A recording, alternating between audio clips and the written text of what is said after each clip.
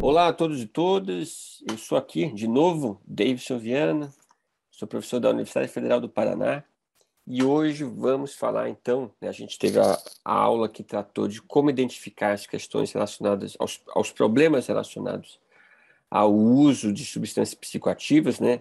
Sim, a dependência, a intoxicação, a abstinência, e hoje a gente vai falar do manejo, né? Hoje é a segunda parte daquela aula inicial que a gente conversou. Então, vamos lá. Então, deixa eu ampliar aqui. Pronto. Então, vamos falar da intoxicação, certo? Então, como que a gente lida com quando a gente identifica, né, que a gente aprendeu lá na aula passada, quando tem uma pessoa que tem os sinais de intoxicações por álcool ou outros sedativos. A gente tem que ver, sim, verificar as vias aéreas, né? Que o álcool é principalmente a sua inibição mais perigosa, é a inibição do sistema respiratório, né? Então, por isso que eu tenho que manter as vias aéreas pérvias, né? Monitorar os sinais vitais, colocar a pessoa em decúbito lateral, né? Para evitar que ela aspire o próprio vômito, administrar oxigênio e hidratar bastante a pessoa. É claro que a gente vai optar pela hidratação endovenosa. Na intoxicação por sedativos também, no caso o álcool, né, a intoxicação específica de álcool, que é a mais frequente. A gente tem que sempre administrar a tiamina antes de repor a glicose, né? Porque caso o usuário seja um usuário crônico de álcool, eu fazia a reposição de glicose sem administrar a tiamina antes, que acaba sendo um fator protetor, né, para o usuário o usuário é o crônico de álcool, ele tem também uma hipovitaminose relacionada. Se eu não fizer essa ação protetiva antes, e isso pode dar o quadro característico de Wernicke, né? A gente tem que tratar, então, com tiamina, né, 2 a 3 vezes ao dia, sim, por via intramusculosa ou intramuscular por 3 a 5 dias, né? Além disso, eu tenho outras complicações que eu tenho que ficar de olho, que nem eu já falei antes, né? Aspiração, crises hipertensivas, né? Traumatismos, hipoglicemia. E, além desses cuidados clínicos básicos, eu tenho que cuidar muito com o ambiente também, né? E lembrar que na intoxicação por álcool, a pessoa fica desorientada no espaço, no tempo. Quanto mais o ambiente for estranho, com luminosidade, com pessoas falando do lado o tempo todo, se é pessoas gritando, isso amplifica a sensação de desorientação e faz com que a pessoa fique mais agitada antes. Em relação à intoxicação por estimulantes, né, o cocaína e crack, anfetaminas e etc., a gente viu que o principal efeito é a agitação psicomotora, né? Então eu posso dar sim o benzodiazepínico, a princípio por via oral, né? Porque a pessoa aceita, com um aumento gradual até que a pessoa esteja mais calma ou levemente sedada. Se, no caso, não for possível dar o benzodiazepínico, ou se não houve melhora com os benzodiazepínicos, a gente pode lançar mão de antipsicóticos, ou começando, claro, sempre com uma dose baixa, 2 miligramas, para depois ir para 5 miligramas. por via oral de preferencial, e aí, se não for possível, por via intramuscular. Então, o manejo segue a mesma regra que a gente viu, inclusive, bem na aula de agitações, né? Tem que ter um ambiente com pouco, com pouco estímulo e com contato sempre, constante. Bem, gente, isso são as intoxicações. As intoxicações, elas até podem ser manejadas numa unidade básica de saúde, num pronto atendimento sempre, ou mesmo num CAPS, mas a equipe tem que ter esses materiais e esse monitoramento em mãos. E está o treinado para tal. Se a equipe não se sentia segura, se faltar treinamento para tal, sempre, claro, tem um encaminhamento para urgência e emergência. No caso da abstinência, a gente viu lá na aula anterior que a gente identificou a abstinência leve e a abstinência grave. Então, a gente viu que os sinais e sintomas de abstinência leve são, né, ansiedade, irritação, náusea, são os sintomas até inespecíficos, mas que é importante que a gente inicie o tratamento para o alívio deles. Porque a gente quer tanto promover o alívio desses sintomas, a gente quer prevenir que haja uma evolução dessa sintomatologia. A gente quer aproveitar esse momento para ganhar o usuário e estabelecer o vínculo e propiciar um ambiente mais tranquilo. O manejo da abstinência leve, ela pode e deve ser feita em qualquer serviço, é de saúde. O importante é que eu tenho que manter o paciente orientado no espaço-tempo, aproveitar, a gente pode aproveitar esse momento para falar, do tratamento. Veja, será que agora você não quer acompanhar aqui com a gente para refletir sobre o seu uso de substâncias psicoativas? A gente tem que hidratar, controlar os sinais vitais, mas a gente pode fazer tudo isso ambulatorialmente, inclusive, e a prescrição de eleição é o benzodiazepínico, o de diazepam, na dose aí que varia de 10 a 40, 50 miligramas ao dia, a depender muito da sintomatologia, né? E que nem o gráfico que eu comentei com vocês na aula passada, a gente tem que deixar o tratamento com os benzodiazepínicos entre 15 a 30 dias, que é o período que perdura os sintomas de abstinência leve.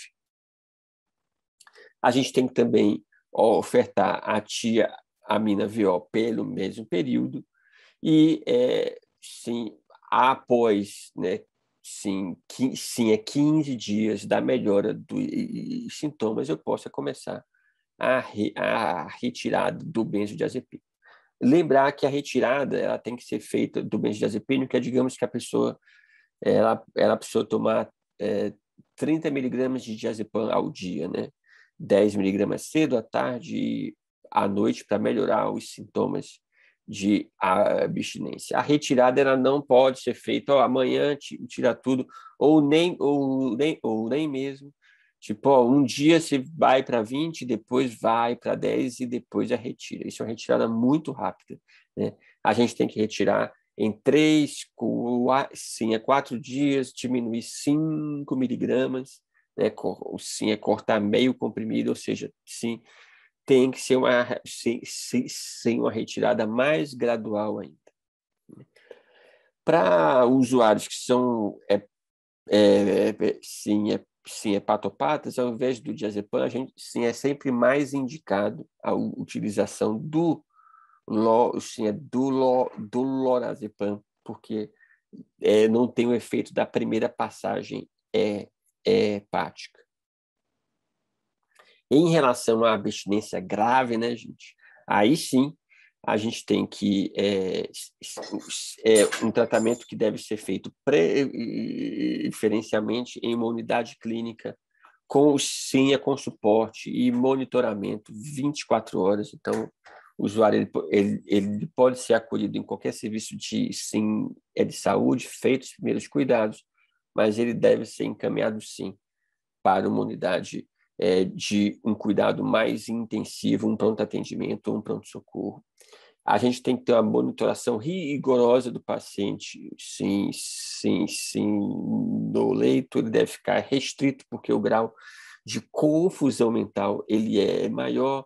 Ter um ambiente, como eu já falei, livre de estímulos, um jejum VO, principalmente no início, decúbito elevado, hidratação, água adoidada, reposição de tiamina igual a que a gente falou na intoxicação, e o diazepam endovenoso,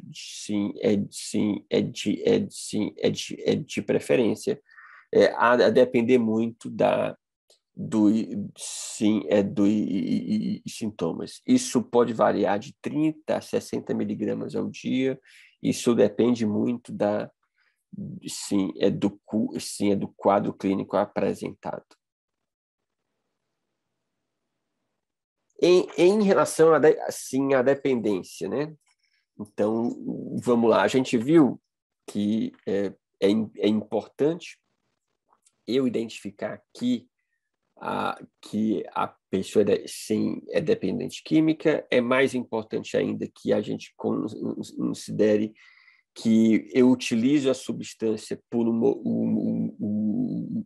motivo, ter a minha consulta clínica, sim, é guiada por essa descoberta, por essa reflexão, entender o papel da substância psicoativa na vida da pessoa, os problemas que a pessoa tem e que recorre à substância psicoativa para isso. E, sim, a pessoa que tem essa identificação da nossa parte, ou que procura, né, falando assim, eu tenho um problema com a substância, é importante a gente saber que as pessoas estão em estágios de prontidão diferentes. Tem gente que nem considera que isso seja um problema. Tem gente que está na dúvida, acha que tem algo de errado na vida dela. Tem gente que quer parar. Tem gente que quer uma ajuda. Tem gente que já voltou, caiu, recaiu, voltou de novo, recaiu novamente e voltou de novo para a substância psicoativa. Então, vejo que existem estágios de prontidão, é diferente. E a gente tem que guiar a nossa clínica para essas especificidades também. Então, o que é que a gente faz com a pessoa que está nesses dois estágios, né? Tanto da preponderação e da ponderação. Ou seja, a pessoa, o paciente que não vê motivo para a mudança, ou mesmo ele acha que não é dependente, ele até pode achar que alguma coisa vai mal na vida dele, mas o problema não é o álcool, não é o cigarro, não é a cocaína, não é o benzodiazepínico, não é a substância psicoativa. É importante, gente, que o foco de acompanhamento com essa pessoa não seja a imposição de uma meta, né? Fala assim, o seu problema é que você bebe muito ou que você fuma. A gente deve fazer um acompanhamento longitudinal, ter uma espera ativa, aberta, sem preconceito, e aos poucos abordando outras questões. Quer ver? Eu vou dar um exemplo aqui. Se eu vou um usuário que fala para mim que que ele fuma 2 carteiras sim de maço por dia, ele tosse bastante, mas o cigarro não é problema, porque quando ele quer, ele consegue ficar sem, né? E eu posso falar para essa pessoa assim, e além disso, ela tá sem emprego, está recebendo auxílio emergencial, acabou o auxílio, ela não sabe o que vai fazer com o dinheiro, mas ela continua fumando bastante. Então, eu poderia simplesmente falar assim para ela: veja, você com 2 carteiras de maço de cigarro por dia, você está gastando R$ 600, sim, por mês, é por isso que você está se endividando. Eu posso ter essa abordagem, que tem pouco efeito, porque a pessoa rapidamente entra na defensiva. Ou eu posso fazer perguntas, fazer a pessoa refletir. Nossa, você está fumando 2 carteiras sim, por dia? O que é que você acha disso? Quanto é que custam essas carteiras? Quanto que você gasta por mês com o cigarro? E quanto que você está ganhando no mês? Sim, é mesmo agora? E aí? O que é que você acha? Né? Então, mais é do que eu fazer um discurso que prega o que ele tem que fazer, sim, é mais importante que eu tenha uma conversa e que deixe a pessoa falar, né? Claro que aqui até eu fui mais diretivo, porque às vezes quando eu deixo a pessoa falar, quando eu não fico interrompendo a pessoa, e a gente que é médico, a gente é mestre em fazer isso. A gente tem até pesquisas que indicam isso, né? Por exemplo, o médico, ele interrompe o usuário em média a cada 6 segundos. Então, a gente não consegue se aguentar nem 6 segundos. Ouvir a pessoa, a gente já está lá metralhando um monte de sim, de pergunta. Ou, às vezes, um monte de conselhos, um monte de orientações de vida. Só que isso não tem muito efeito para uma pessoa que está nesse estágio de ponderação e pré-ponderação, né?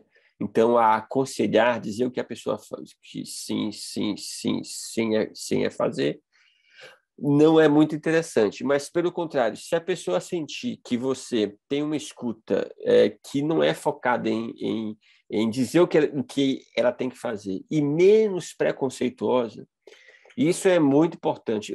Sim, eu lembro que na primeira aula de álcool e drogas eu falei isso. A maneira com que eu enxergo a questão de álcool e drogas, eu entendo o problema, influencia na minha clínica. Então, se eu entendo que o problema é o álcool, que a substância precisa ser eliminada sim, é da vida, sim, é da pessoa, e ponto final,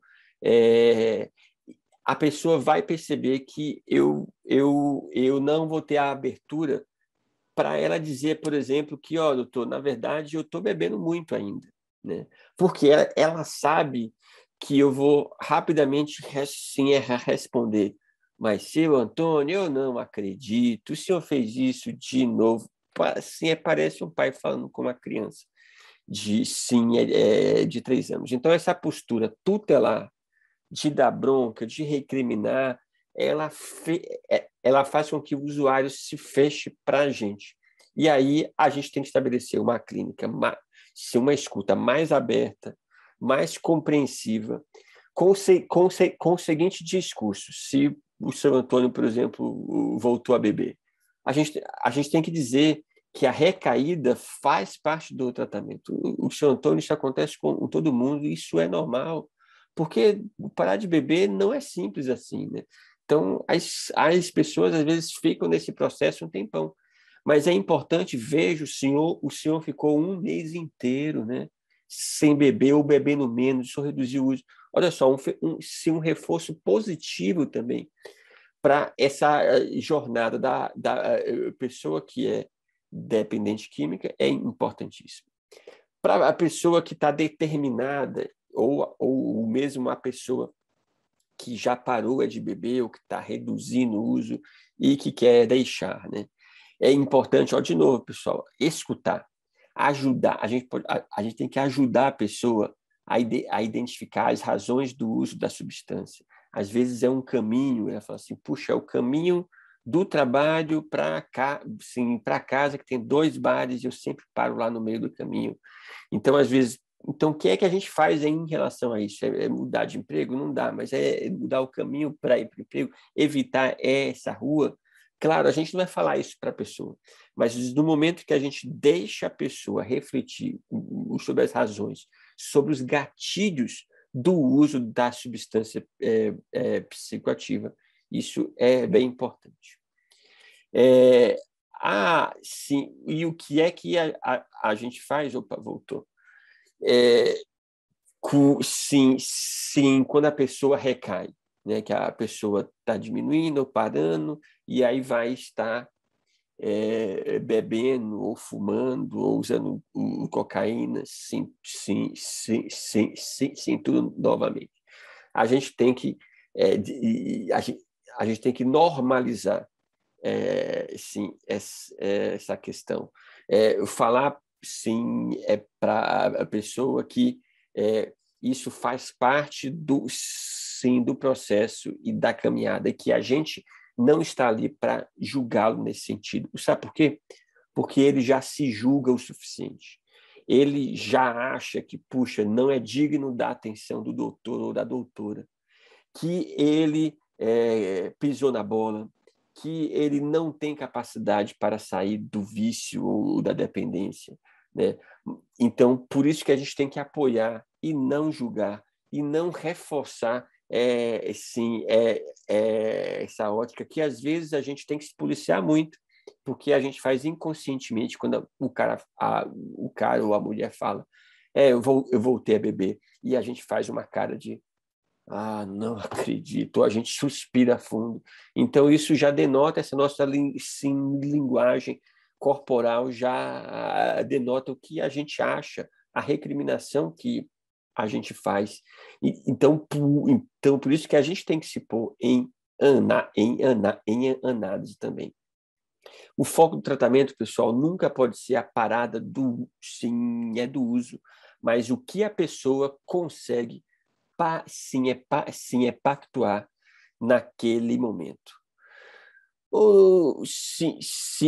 E, além disso, vocês e as equipes que vocês estão inseridas, tem que alinhar as expectativas com a dos usuários. Um grande problema do tratamento, do acompanhamento das pessoas dependentes de substância psicoativa, é que nós, né, profissionais de saúde, junto com a família, a gente espera muito, a gente cria um conjunto de expectativas que, no final, pesa na nossa insatisfação com o tratamento. Então, o Antônio, por exemplo, se ele está bebendo, ele saiu do trabalho, ele largou a família, ele não está fazendo tratamento, piorou a função hepática dele, ficou desaparecido, do serviço. A gente coloca como meta para ele cumprir tudo isso. E aí, depois de algumas semanas, ele está bebendo mais, mas voltou a trabalhar, ele consegue ficar alguns períodos sem, não voltou para a família, sim, está fazendo uso do tratamento, está vindo, é no serviço, mas ficou uns 3 dias desaparecido bebendo. A gente considera essa situação aqui como um fracasso. Então, a gente sempre olha os pontos, não alcançou todas as minhas expectativas. O problema não está no pouco que ele alcançou. O problema está no muito que a gente esperou. Então, por isso que, e é difícil a gente, profissional de saúde, admitir isso, que muitas vezes o problema está em nós. É no nosso desalinhamento de expectativas, e que, por conta disso, a gente, então, taxa o sujeito de não aderente ao tratamento. E como ele é não aderente ao tratamento, a gente rapidamente diz, já fizemos tudo enquanto equipe, ele não tem solução. A gente fala isso inconscientemente, conscientemente para a pessoa, e a pessoa se considera mesmo que não tem solução, e esse é o mecanismo mais frequente da gente não acolher e fechar as portas dos nossos serviços para as pessoas que procuram ajuda para deixar ou diminuir o uso de substâncias psicoativas. Então, aqui está um resumo de tudo isso que eu falei agora. Claro que, enquanto equipe, né, sim, dependendo aonde você estiver, né, se sentir dificuldade, aí tem que pedir ajuda ao CAPS, ao NASF ou ao ambulatório de sua região. As questões relacionadas ao álcool ou outras drogas têm esse grande desafio da adesão, que precisa que mais serviços estejam engajados e uma estratégia de funcionar realmente em rede, porque às vezes não é apenas um serviço que consegue dar conta dessa demanda, mas é a articulação de vários serviços. Antes de falar de redução de danos, aí vocês me perguntam assim, e o tratamento medicamentoso desse, qual é que é?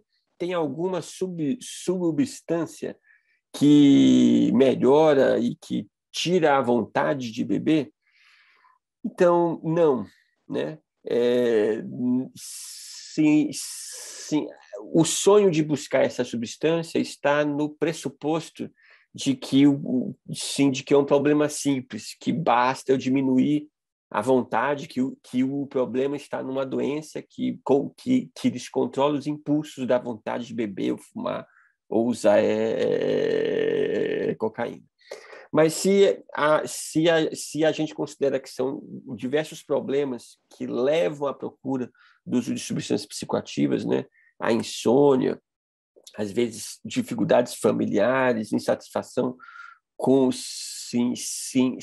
com o trabalho, eu estou muito obeso e eu quero emagrecer, ou eu quero poder trabalhar porque eu preciso ganhar dinheiro, então eu tenho que usar a cocaína para isso.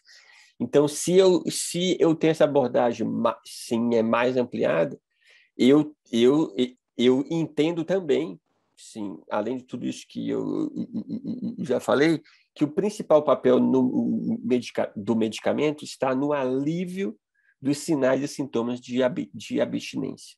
Porque o incômodo relacionado à abstinência é fator suficiente para a pessoa, mesmo que crie estratégias, que esteja refletindo, que tenha força de vontade, entre aspas, ela vai querer usar a substância psicoativa para aliviar a abstinência. Então, sempre eu tenho que ofertar com o medicamento, sim, aí no caso, sim, os benzodiazepínicos, o alívio dos sinais e sintomas de abstinência leve. E aí tanto para o álcool quanto para cocaína e crack, os benzodiazepínicos, eles ajudam a diminuir os sinais e sintomas de abstinência. No caso do cigarro, é um pouco, é diferente, que também se utiliza antidepressivos como nortriptilina, bupropiona, para diminuir a ansiedade de se procurar o cigarro. Mas, fora essa exceção, no caso do álcool e outros estimulantes, os benzodiazepínicos são suficientes. E, gente, se é tudo isso que eu conversei aqui, para finalizar, essa postura que eu conto para vocês é uma postura baseada na lógica da redução de danos. E eu quero deixar bem claro aqui, porque a redução de danos, às vezes, é muito mal compreendida como uma política que incentiva o uso de drogas, que diz que tem que trocar seringa, não tem nada disso. A grande questão da redução de danos, que é uma postura clínica aonde eu respeito o tempo do usuário sem obrigá-lo a uma meta, né, de abstinência, de reduzir a substância, de fazer esse ou aquele sim é tratamento que não tenha o consentimento dele. Né? Intervenções involuntárias, elas são pouco eficazes e elas não trabalham com as lógicas mais territoriais que impulsionam essa pessoa a procurar o uso das substâncias psicoativas. Então, não, sim, a gente está junto com a pessoa. A gente ajudar a pessoa a identificar que a substância psicoativa está fazendo mal para ela e a gente construir estratégias no tempo da pessoa para deixar o uso a longo prazo, mas às vezes a pessoa não consegue deixar o uso, mas reduzir o máximo possível de um jeito que seja melhor para ela, para a saúde dela e para o funcionamento global dela.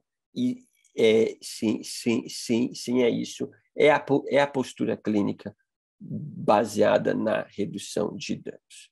Ok, pessoal? Então, um grande abraço e até a próxima.